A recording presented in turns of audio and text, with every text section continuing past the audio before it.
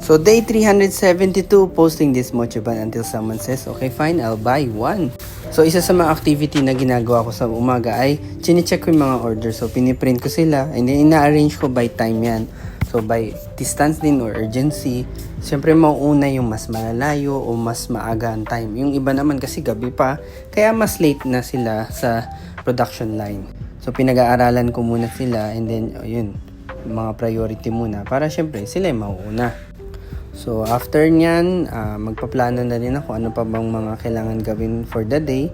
Pero bago magsimula ang trabaho, syempre magbe-breakfast muna tayo. Ito dumaan sa amin si Suki na mang tataho. Yan, no? So taho muna tayo. Yan. Hindi na kami humingi ng baso niya. Yung may sarili ng baso. I'm sure ginagawa niya din buto eh. So inom-inom muna tayo. Enjoyin. Pinalamig ko muna kasi pag sobrang init ang hirap napapaso eh. Last time napaso na rin ako. Kayo ba? Ganun din ba kayo? Minsan napaso na rin kayo? So after nag-check na rin ako ng cellphone ko kasi yung iba, mga emails, baka may mga inquiries, mga messages sa aming social media. Iba-iba kasi yan, TikTok, IG, FB. And then nag-check na rin ako ng mga orders sa emails pa na hindi ko pa na-print.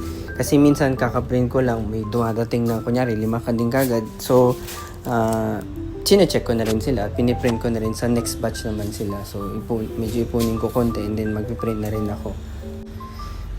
And bukod dyan, ay nagpe-prepare na rin, mag-aayos-ayos na rin ako ng mga stocks.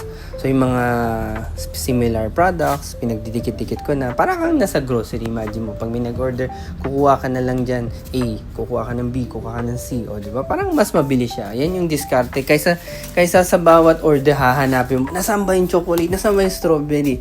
So, yan yung mga tip ko sa inyo. Make sure to spend time sa simula para maayos yung production line mo or assembly line mo. Mas mapapadali ang buhay mo throughout the day. And then of course, binalot ko na siya before this.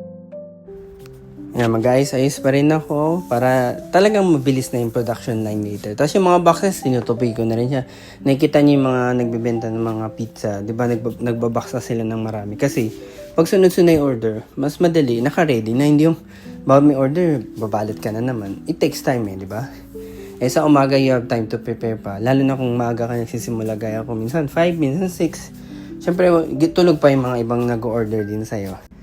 Tapos yung mga order form, madalas piniprint ko na lang siya. Dati iniisip ko, baka sayang papel, sayang kuryente. Pero mapapabilis pa yun eh. Kasi imagine mo, susulatin mo bawat isang tao. It takes time, di ba? Dahil lang gusto natin makatipid. Ito kita mo, grabe oh. Kakabuhat ko ng mga tray na, ang dami ng linya-linya. Ganyan talaga bilang business owner. Kaya kung gusto mo mag-order, link in the bio lang. You can order online, same day delivery.